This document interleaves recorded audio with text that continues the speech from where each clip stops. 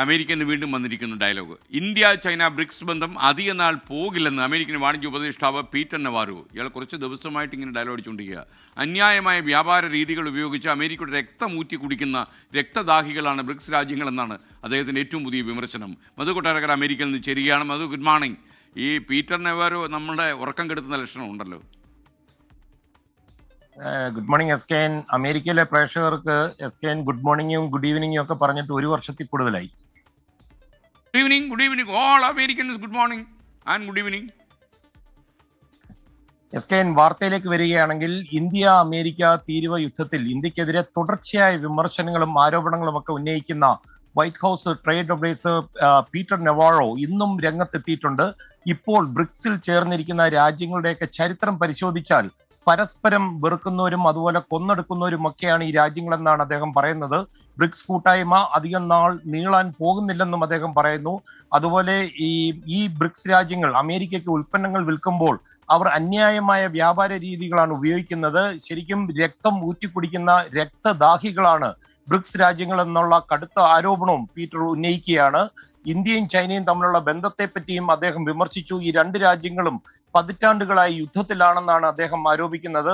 എസ്കനെ, അതേസമയം Brazilian president Lula da Silva അമേരിക്കയ്ക്കെതിരെ BRICS രാജ്യങ്ങളുടെ യോഗത്തിൽ ഇന്ന് വന്നിട്ടുണ്ട്. വിപണി കീഴടക്കുന്നതിനും ആഭ്യന്തര പ്രശ്നങ്ങളിൽ ഇടപെടുന്നതിനുമുള്ള ഒരു ഉപകരണമായി ഈ താരിഫ് വഴി ബ്ലാക്ക്മെയിൽ ചെയ്യപ്പെടുകയാണ് ബ്രിക്സ് രാജ്യങ്ങളെന്നാണ് അദ്ദേഹം പറയുന്നത്.